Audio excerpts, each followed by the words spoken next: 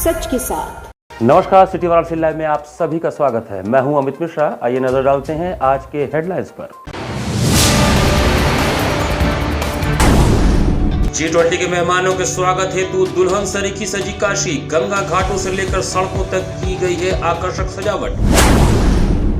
G20 आयोजन के पूर्व नमामि गंगे ने नमो घाट पर चलाया स्वच्छता अभियान। सीर गोवर्धनपुर क्षेत्र में लो वोल्टेज की समस्या को लेकर क्षेत्रीय लोगों ने किया चक्का जाम। और मैदागिन चौराहे पर बाबा विश्वनाथ का विशाल त्रिशूल बना लोगों के लिए आकर्षण का केंद्र। और अब समाचार विस्तार से।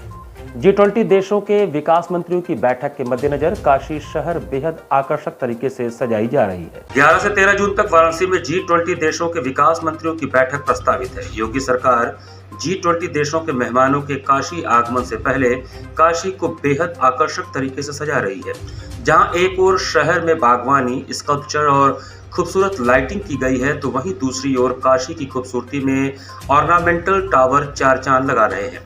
अपर नगर आयुक्त राजीव राय के अनुसार मेहमानों के रूट पर ऑर्नामेंटल टावर लगाए गए हैं, जिसमें हरौआ चौराहे से लेकर ट्रेड फैसिलिटेशन सेंटर की तरफ और एक ऑर्नामेंटल टावर चौराहे की दूसरी तरफ है। इसी प्रकार अंबेडकर चौराहा, कचहरी चौराहा और कमिश्नर रेजिडेंस के पास एवं नमो घाट पर भी ऑर्नामेंटल टावर लगाए गए हैं। अलग अलग टावर को कई आकर्षक आकृति में बनाया गया है। रंग बिरंगे रोशनी से नहाए हुए ऑर्नामेंटल टावर देखने में बेहद खूबसूरत और आकर्षक लग रहे हैं। लाल बहादुर शास्त्री एयरपोर्ट समेत 7 वीआईपी मार्गों को प्रकाश के संयोजन से आकर्षक बनाया गया है। रास्ते में पड़ने वाले अंडरपास, फुट ओवरब्रिज को लाइट और फसाड लाइट से जगमगाया गया है। एयरपोर्ट से अतुलानंद तक डिवाइडर पर लगे पौधों पर पड़ने वाली रोशनी अद्भुत आभा बिखेर रही है।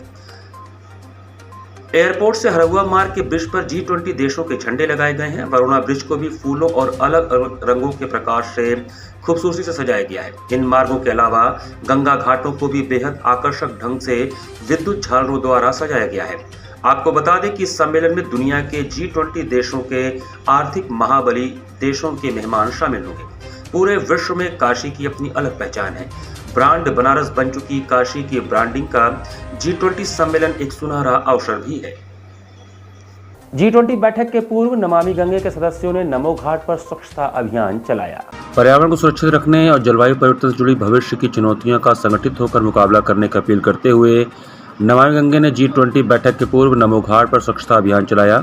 G20 देशों के प्रतिनिधियों से जैव विविधता को बढ़ावा देने का आह्वान किया। G20 देशों के राष्ट्रीय चिन्ह को लेकर बिगड़ता पर्यावरण और हमारी जिम्मेदारी के दृष्टिगत प्रकृति को संवारने और सहेजने का आग्रह किया गया। नमो घाट के किनारे गंगाजल से प्रदूषण कारक तत्वों को निकालकर सभी से पर्यावरण संरक्षण और संवर्धन की गुहार लगाई गई। नागरिकों को पर्यावरण संरक्षण की शपथ दिलाई गई। नमामि गंगे काशी क्षेत्र के संयोजक राजेश शुक्ला ने कहा कि भारत की G20 अध्यक्षता के दौरान पर्यावरण को सुरक्षित करने और जलवायु परिवर्तन से जुड़ी भविष्य की चुनौतियों पर जोर दिया जा रहा है। जलवायु परिवर्तन की चुनौतियों से निपटने और जैव विविधता को बढ़ावा देने के लिए निर्धारित संकल्पों के अनुरूप भारत पर्यावरण संरक्षण और संवर्धन के लिए निरंतर प्रयत्नशील है। G20 देशों में भारत अकेला देश है जो समझौते का अनुपालन कर रहा है। इसके तहत वन क्षेत्र को बचाना और बढ़ाना शामिल है। उन्होंने कहा कि प्रधानमंत्री नरेंद्र मोदी ने पर्यावरण के लिए जीवन मूल्य का जो मंत्र दिया है उसे G20 के माध्यम से विश्व के कोने कोने में पहुंचाया जाना चाहिए। आयोजन में प्रमुख रूप से नमामि गंगे काशी क्षेत्र के संयोजक राजेश शुक्ला, कमलेश शर्मा, राम बाबू, शिवांशु यदुवंश, पारसनाथ, शालू मौर्य, रमेश गुप्ता, पिंकी मौर्य, संतराम मौर्य, अमन गुप्ता, दिनेश यादव, अभय स्वाभिमानी, रामधनी गुप्ता, सोनम चौरसिया आदि उपस्थित थे। 20 देशों के सभी देशों की भी बारी है कि हम मिलकर भारत के साथ कंधे से कंधा मिलाकर पर्यावरण संरक्षण हेतु आगे आए। हम सब मिलकर अपने पर्यावरण की रक्षा करने का संकल्प लें, ताकि हमारी आने वाली पीढ़ियों को एक सुदृढ़ वातावरण मिले, एक उपयुक्त वातावरण मिले, जिसमें हम अच्छी स्वास्थ्यवर्धक सांस ले सकें, स्वस्थ पूर्वक जल ग्रहण कर सकें। यह कामना हम G20 देशों से करते हैं और यह अपील करते हैं कि G20 देश समूह के सारे देश पर्यावरण संरक्षण में अपनी भूमिका का निर्वहन करें। वह पर्यावरण संरक्षण हेतु सबको प्रेरित करें और भारत के साथ कंधे से कंधा मिलाकर आगे बढ़ें। G20 द्वितीय चरण के कार्यक्रम को देखते हुए दशाश्वमेध घाट पर होने वाले मां गंगा के दैनिक आरती में गंगा सेवा निधि व जिला प्रशासन द्वारा मॉक ड्रिल किया गया। दशाश्वमेध घाट पर गंगा सेवा निधि द्वारा होने वाली विश्व प्रसिद्ध मां गंगा की दैनिक आरती में G20 के कार्यक्रम को देखते हुए गंगा सेवा निधि व जिला प्रशासन द्वारा मॉक ड्रिल किया गया, जिसमें G20 के प्रतिनिधियों द्वारा उनके बैठने से लेकर मां गंगा की आरती में शामिल होने तक की व्यवस्थाओं पर मंडलायुक्त कौशल्या शर्मा, जिलाधिकारी एस राजलिंगम समेत विदेश मंत्रालय से जुड़े कई अधिकारियों समेत गंगा सेवा निधि के अध्यक्ष सुशांत शर्मा, सचिव हनुमान यादव समेत अन्य अधिकारी उपस्थित थे।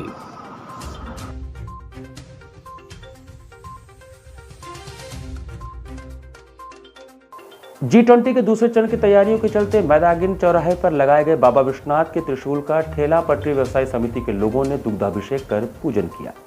G20 सेकंड फेज के लिए जिला प्रशासन ने जहां अपनी तैयारियां पूरी कर ली हैं, तो वहीं काशी में अतिथियों के स्वागत में मैदागिन चौराहे पर लगाया गया बाबा विश्वनाथ का त्रिशूल लोगों को पर्पस ही अपनी ओर आकर्षित कर रहा है। शनिवार को ठेला पटरी व्यवसायी समिति के अभिषेक निगम के आह्वान पर मैदागिन चौराहे पर लगाए गए त्रिशूल का ठेला पटरी समिति के सदस्यों ने पूजन पाठ एवं दुग्धाभिषेक करके जिला प्रशासन को धन्यवाद दिया। इन लोगों का कहना था कि मैदागिन चौराहे पर लगाए गए त्रिशूल से काशी में आगमन करने वाले दर्शनार्थियों व अतिथियों को एहसास दिलाएगा कि हम काशी में मौजूद हैं, जिसे लेकर ठेला पटरी समिति के सदस्यों ने प्रधानमंत्री नरेंद्र मोदी को धन्यवाद कहा।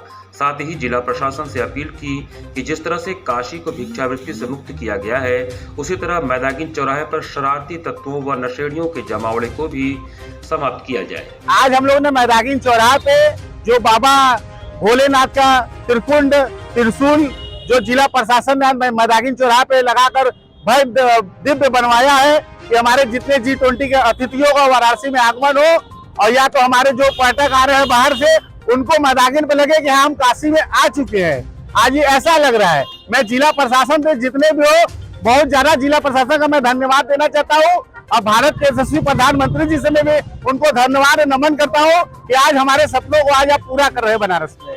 National programme for prevention and control of non communicable disease गैर संचारी रोगों के निवारण के तहत स्टेमी केयर कार्यक्रम में अब निजी क्षेत्र के चिकित्सकों ने भी अपनी सेवाएं देनी प्रारंभ कर दी हैं।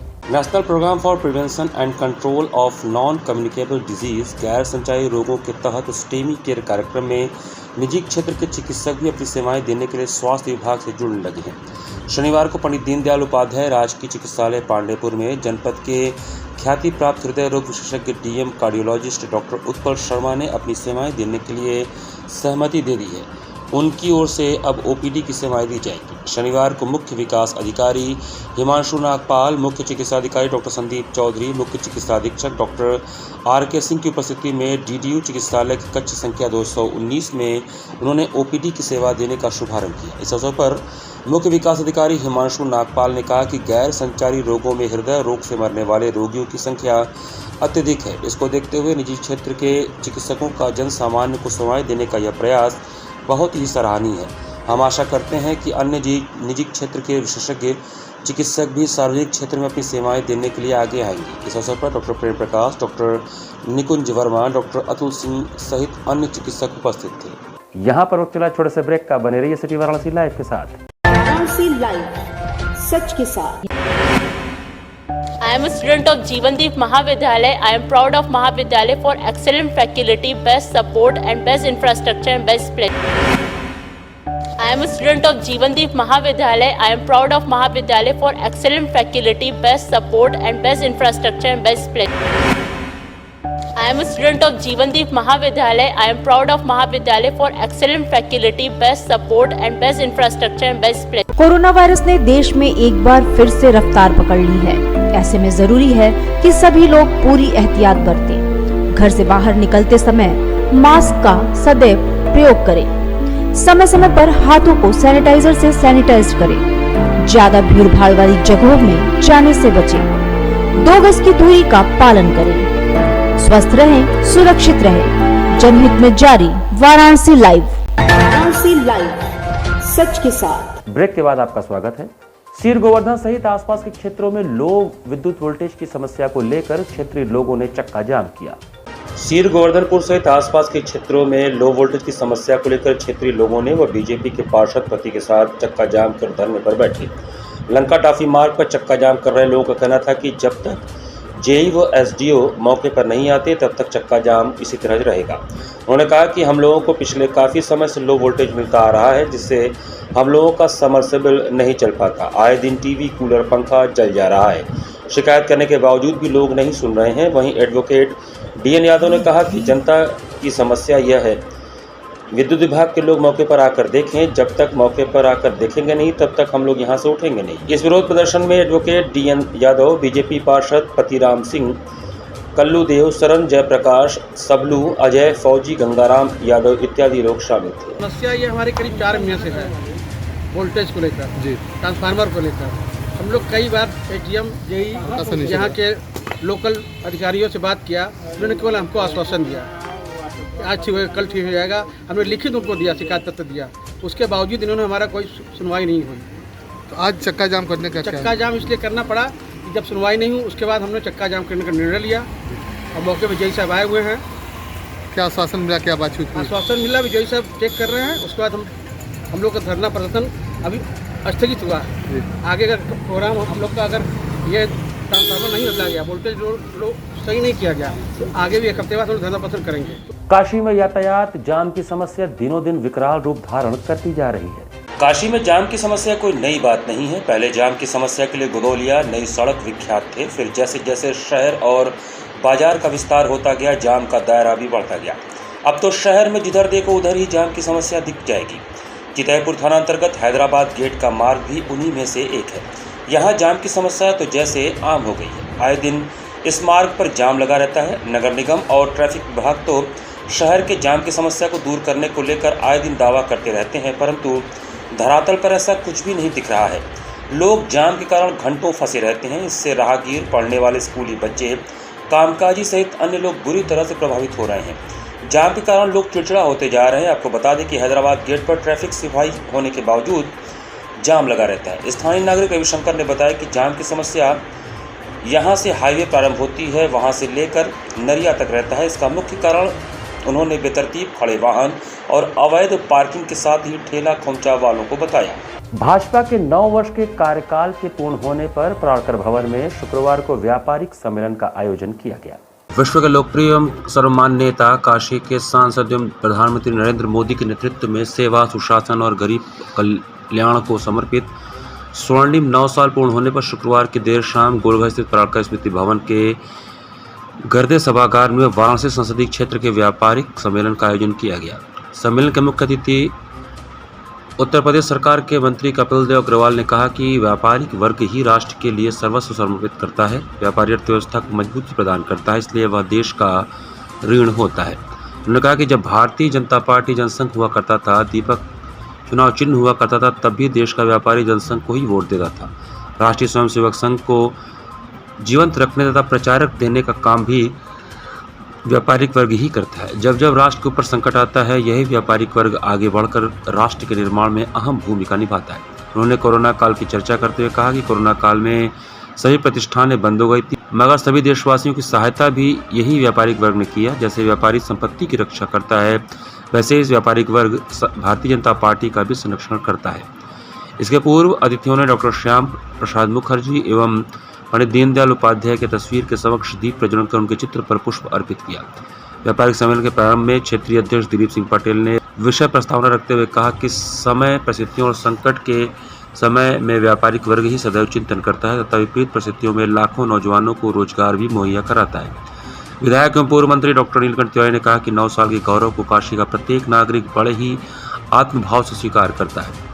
प्रदेश सरकार के राज्य मंत्री रविंद्र जायसवाल ने कहा कि प्रत्येक देश की अर्थव्यवस्था में व्यापारियों की बड़ी भूमिका होती है। पीएम मोदी के ही नेतृत्व में अर्थव्यवस्था इतनी सुदृढ़ हुई कि ब्रिटेन को पछाड़ दिया। उन्होंने कहा कि व्यापारी जुबान का पक्का व ईमानदार होता है। व्यापारिक सम्मेलन का अध्यक्षता माननीय अध्यक्ष विद्यासागर राय, धन्यवाद ज्ञापन जिला अध्यक्ष एवं एमएलसी हंसराज विश्वकर्मा तथा संचालन नवीन कपूर ने किया।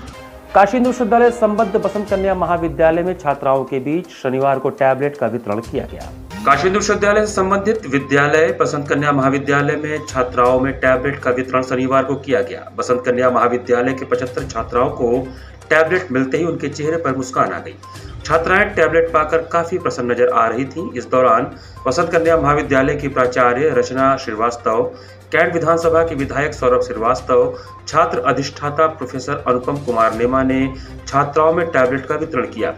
कार्यक्रम के मुख्य अतिथि कैंट विधायक सौरभ श्रीवास्तव ने कहा कि सीएम योगी ने प्रदेश के युवाओं के भविष्य का चिंतन करते हुए यह स्कीम लागू की है। इस स्कीम के तहत इस स्मार्टफोन टैबलेट को निःशुल्क वितरित किया जा रहा है। एक दिन था जब अपना टैबलेट, कंप्यूटर और स्मार्टफोन खरीदना उनका सपना हुआ करता था और यह उनकी पहुंच के बाहर होता था। आज प्रदेश के एक एक विद्यार्थी के हाथ में निःशुल्क टैबलेट पहुंच रहा है। यह बहुत बड़ी बात है। यह टैबलेट निश्चित रूप से उनके भविष्य को और मजबूत करने में सहायक सिद्ध होगा। छात्र अधिष्ठाता प्रोफेसर अनुपम कुमार नेमा ने बताया कि आज वसंत कन्या महाविद्यालय में टैबलेट वितरण का कार्यक्रम रखा गया है। आज 72 छात्राओं को टैबलेट वितरित किया गया।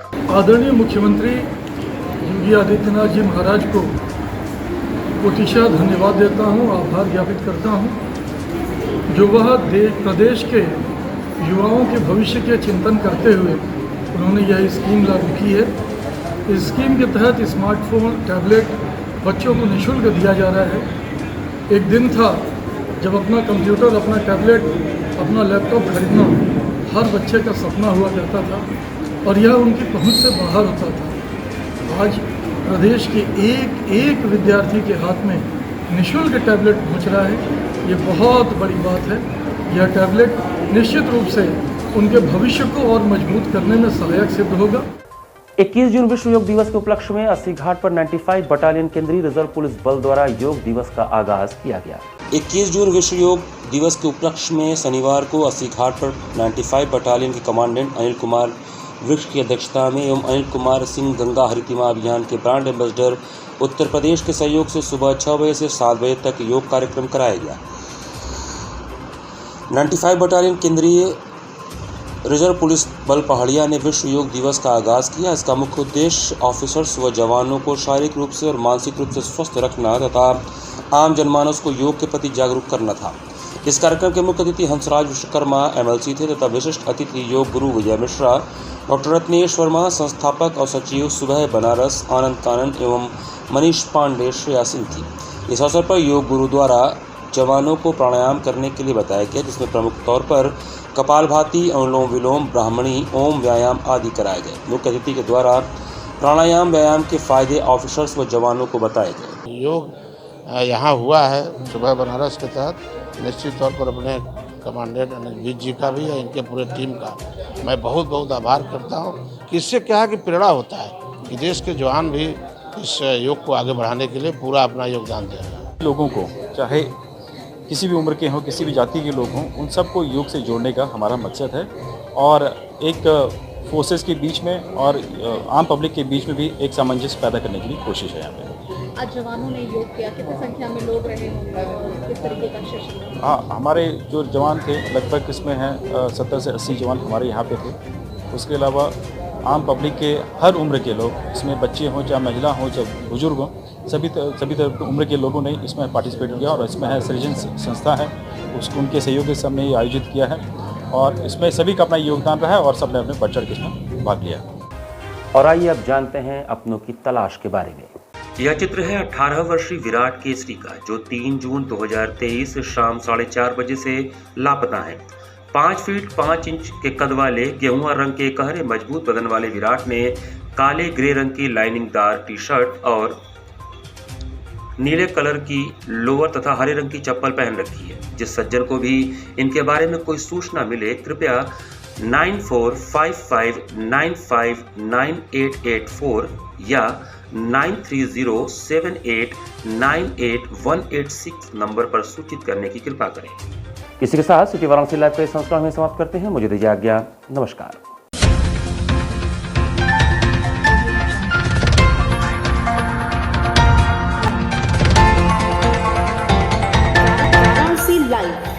सच के साथ।